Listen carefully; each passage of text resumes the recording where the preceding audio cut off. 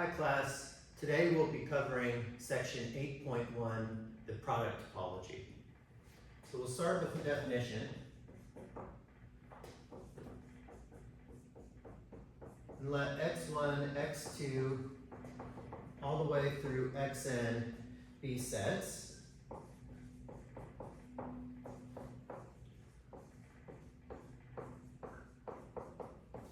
Then the product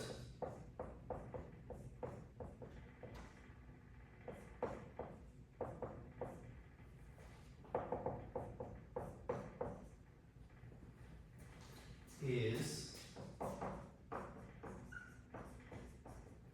the set of all ordered n tuples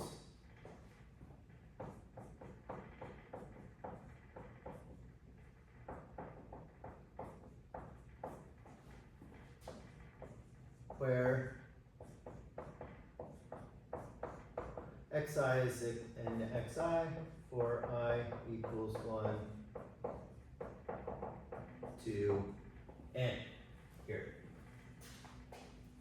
Okay, now what we will see is later on some notation for the product, and I'll just introduce it now here. The product is commonly written as follows here. This is the product of these, and something to note is that this is similar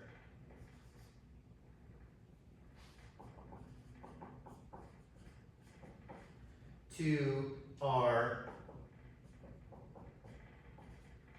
summation notation. Notice that our summation notation adds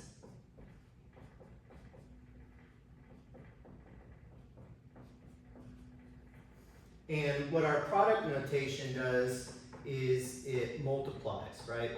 And remember that the idea of multiplication in our set theory world is to create the Cartesian product here. Right, so this is a finite Cartesian product here. Okay, now recall from section 2.2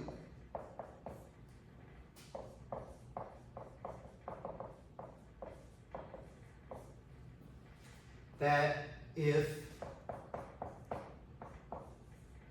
B1 is a basis for a topology, we'll call it tau1 on x1, and B2 is a basis for a topology, we'll call it tau2 on x2, then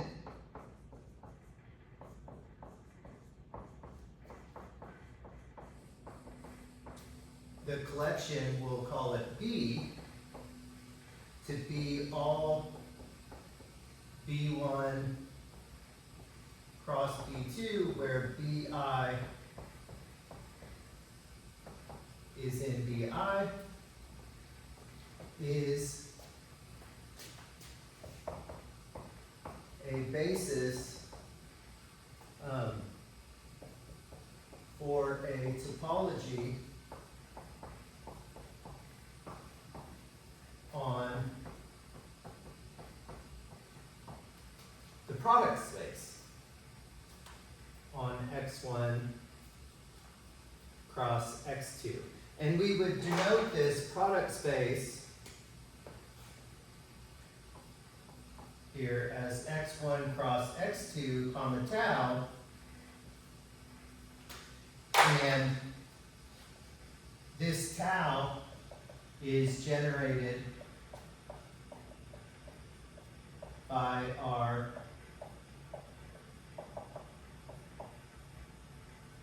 basis B here, right? Okay, now if we wanted to actually show this,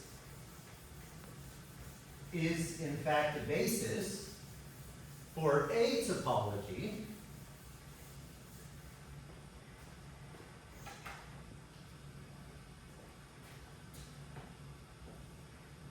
so show B is a basis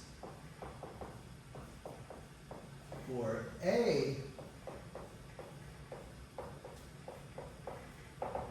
topology, then we can mimic what we did in our exam 1 review video, and we can show the following. So the first thing we need to show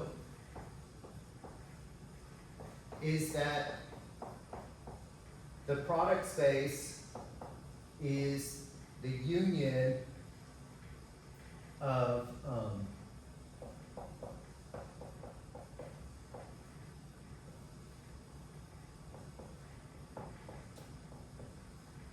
these, and we need to show that if B and B prime are in this collection B,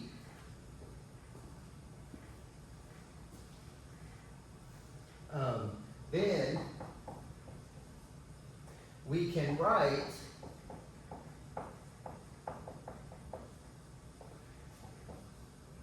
B intersect B prime as a union of a collection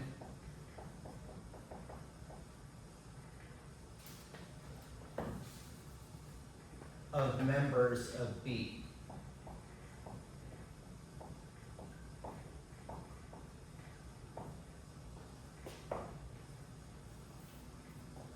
Here, right? And the idea comes from some manipulation with the sets here, right? So we did this and this, we argued it in our exam 1 review video. Now,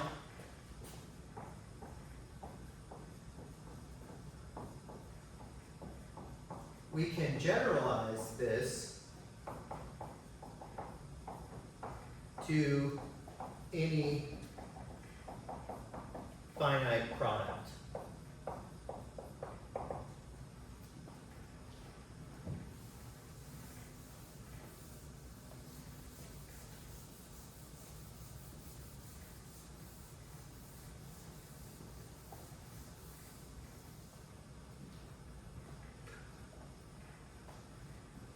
Here. Okay, so proposition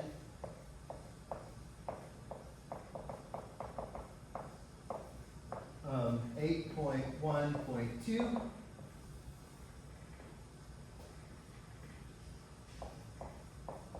let B1, B2 through Bn be bases for the topological spaces. Let me try a different pen here. For the topological spaces x1 tau 1, x2 tau 2, all the way to xn tau n,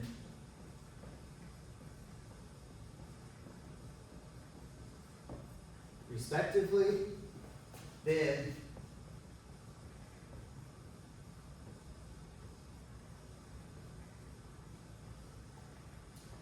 the collection B, this one's not working the greatest either here, to be B1 cross B2 cross Bn, such that Bi is in its respective Bi is a basis for a topology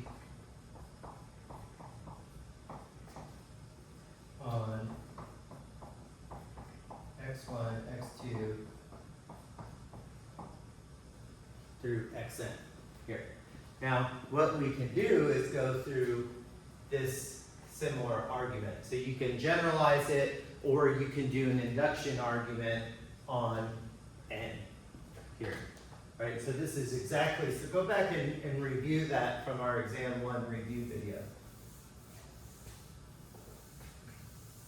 Now, if you notice, if you've been reading along with our text, the author, this is actually slightly different than what the author says here. Okay, so let's clean this up and align it with what our text says. So the author actually gives us the following here. So definition, the product topology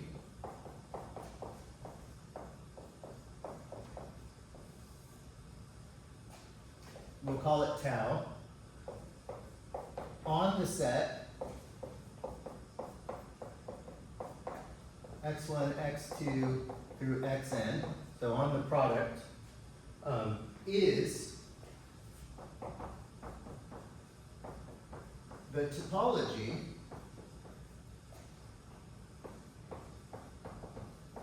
having a basis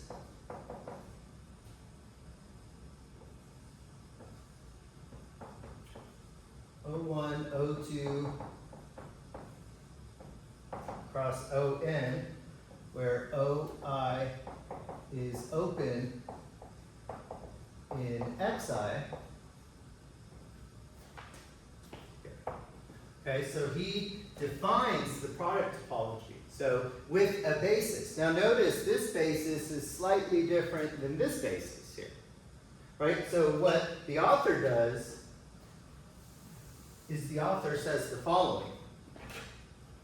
Here, he says that this collection is a basis for the product topology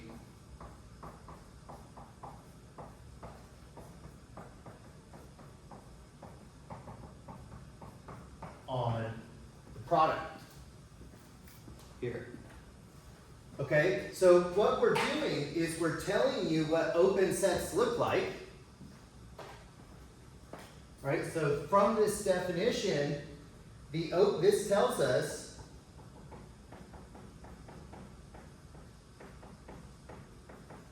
that any open set, so any element in tau, can be written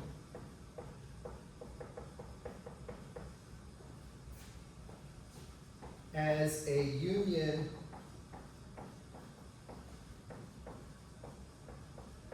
of members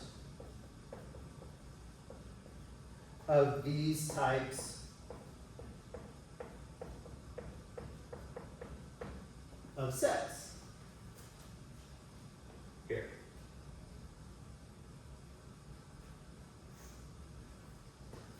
Now what we're claiming is that if we have a basis for each individual topological space, then we can put it together, right? This is kind of like us putting the bases together into a basis on the product, and it will look as a product of the basis elements.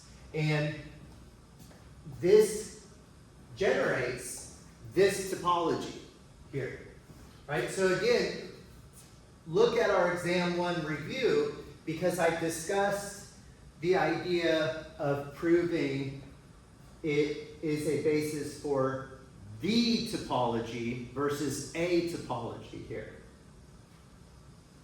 Okay? Okay, so let's prove this. So look back at the video, but let's prove this. Here. Okay, we will use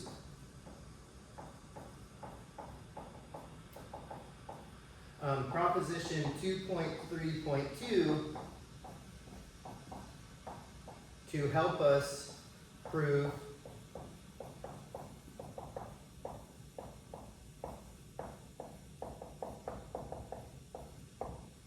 this proposition. Okay, so what we need to do, what proposition 2.3.2 is, it says take any open set. So let W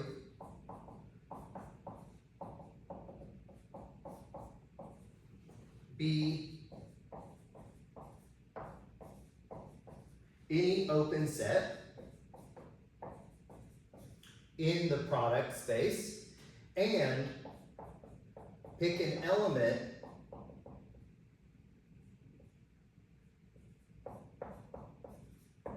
in W. Okay, now we need to argue that I can fit one of these at this point inside of this open set. That's what proposition 2.3.2 tells us.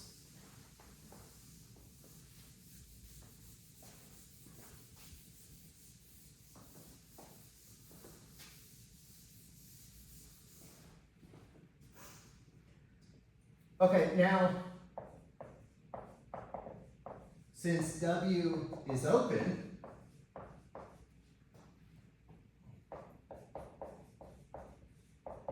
there is some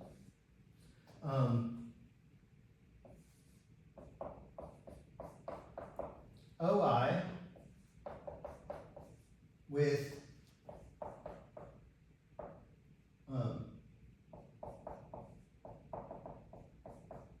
this element in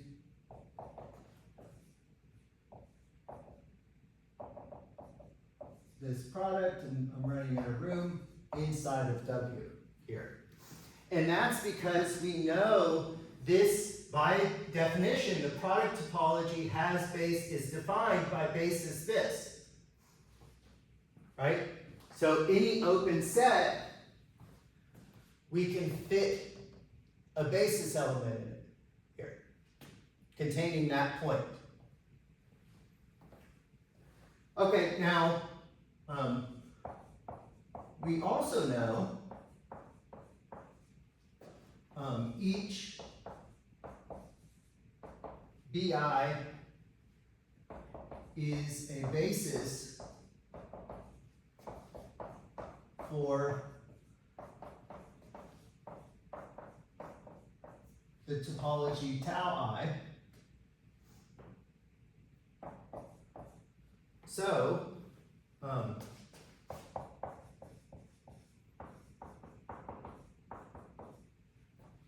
there exists, let's add this, and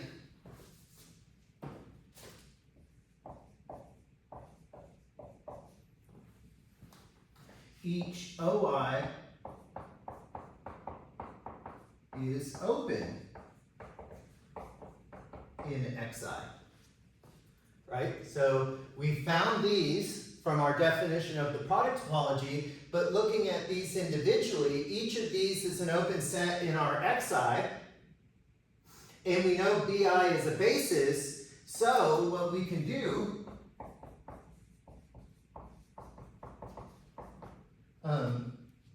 so there exists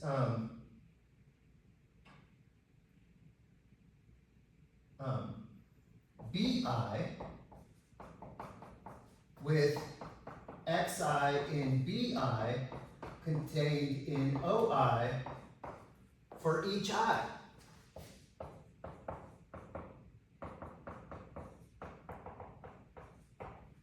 Here. Hence,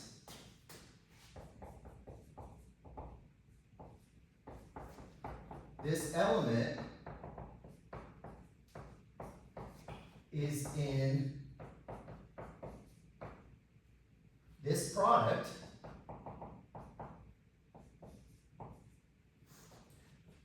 and this product is a subset of this product, which we said was a subset of this. So what we have shown here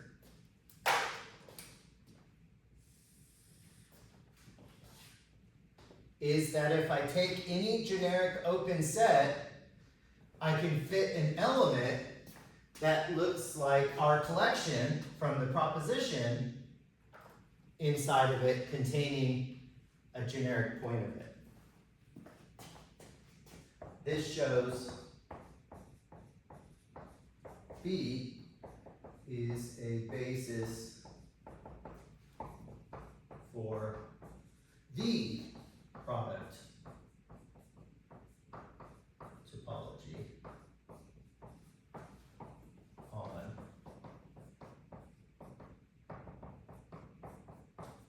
the product here. Okay, good.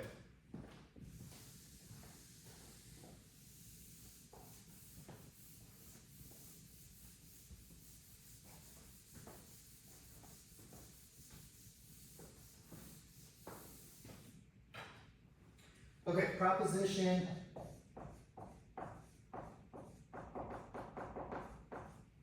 8.1.4. This is found on page 196 of your text. And sorry, I think I wrote it down. The last proposition that we just proved was found on page 196 of your text as well. And so what this does is we know what open sets look like. Now this gives us an idea of what closed sets look like. So if C1, C2 through Cn are closed in the products x1 through xn, then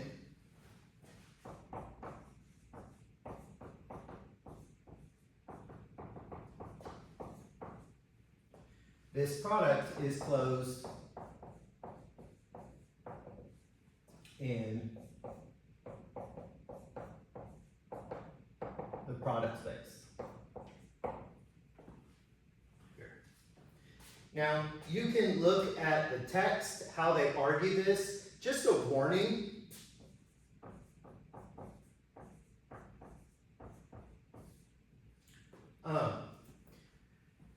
Set theory, yes, some universities, when I was an undergraduate, I took a set theory course and it fed into a traditional logic course. But I don't know how many universities, how many programs offer a traditional set theory course. A lot of times set theory is just blended into a lot of courses and you learn pieces along the way. It's one of those things where if it shows up, you just have to kind of work with it, read external resources, you know, et cetera, et cetera.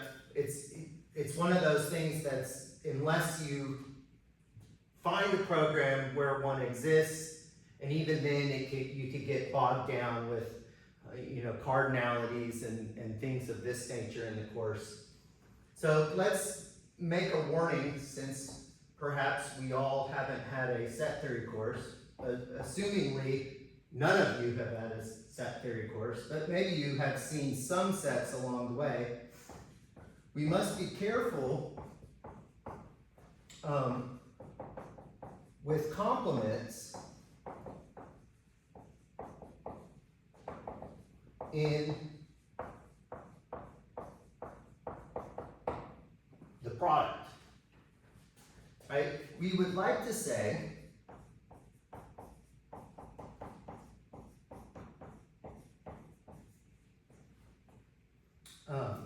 and I'm just going to use two sets here, that x1 cross x2 minus c1 cross c2 is x1 minus c1 cross x2 minus c2.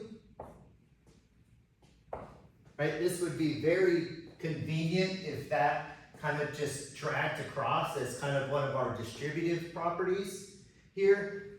But unfortunately, this is not the case.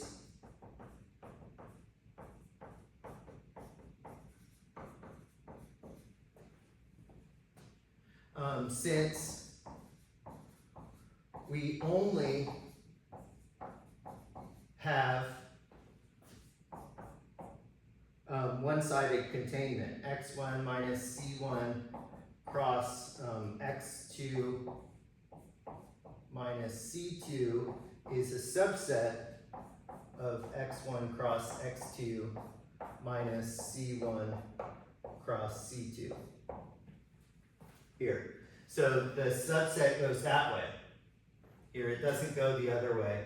And let's look at an example to verify this. And these are the little things as mathematicians we do along the way. When we see something that we don't understand, let's try to make an example out of it. Okay, because a lot of times they ask us, is this true or is this false? Right? And so we have to kind of attack it at, well, I don't know. Let's try a couple examples. So I'm going to build my sets here. So if I let x1 be A, B, and C, and x2 be 1, 2, 3, and then I define C1 to be A, and C2 to be 1, then we can see this idea come to life, right? Now, notice the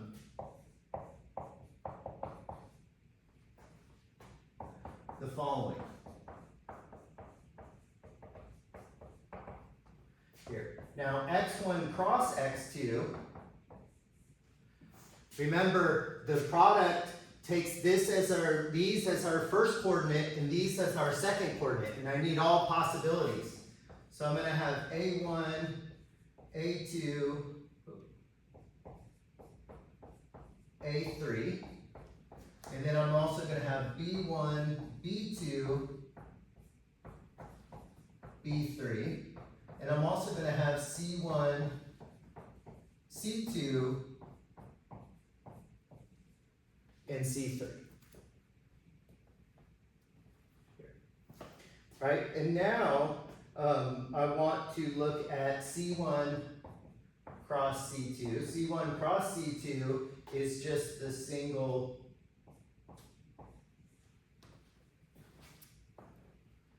ordered pair A1. And now let's compare these two sets here. Okay, so if I look at x1 cross x2 minus c1 cross c2,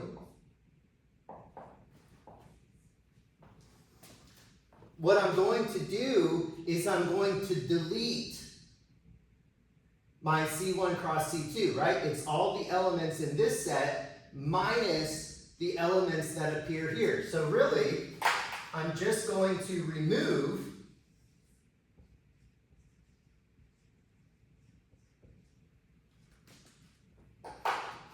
this single ordered pair. So I get A2, A3, B1, B2,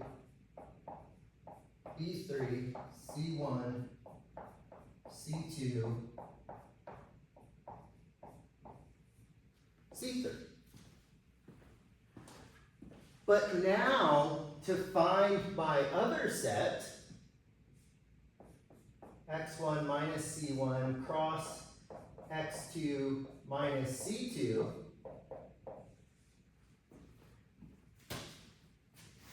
I need to first look at these two sets and then take all of my ordered pairs. So notice that now x1 minus c1 is just the set BC because I'm removing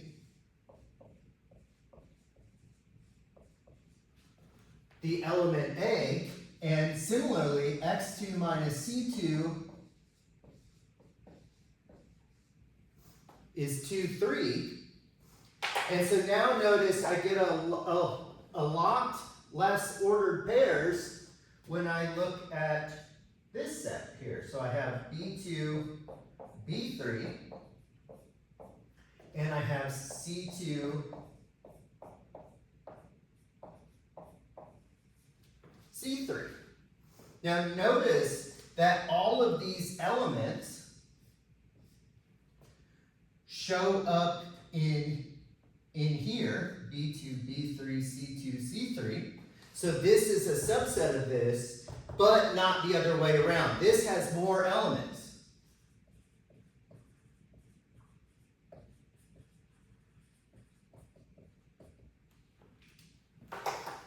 So this equality does not hold.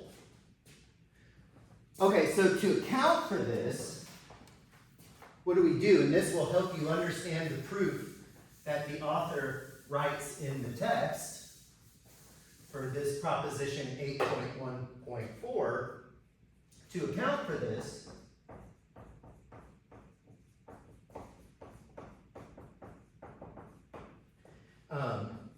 we can notice that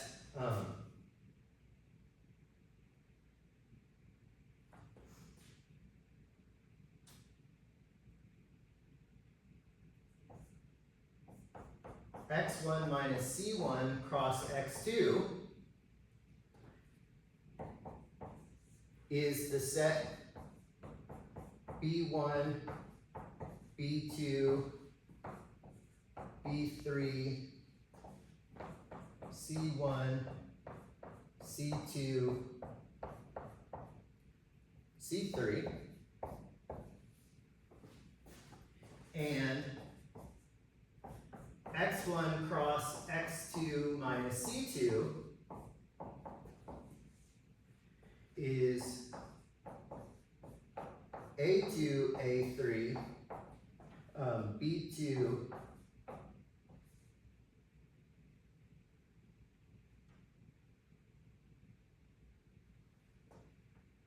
b3,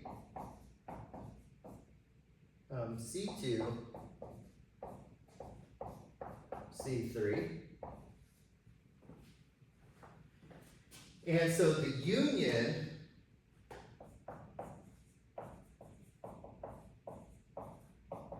will give us equality here. So what we do in the product with complements is we piece the complement together. So we take the complement of the first component, cross the entire second component, and then we take the first component, cross the complement of the second component, and we union these sets together to give us the complement in the product space here. So we can notice that when we union these sets together, we do in fact get this exact set. So we're only missing the point A1. Here. Okay. And any other set theory questions, feel free to reach out and send me an email or post on our discussion board.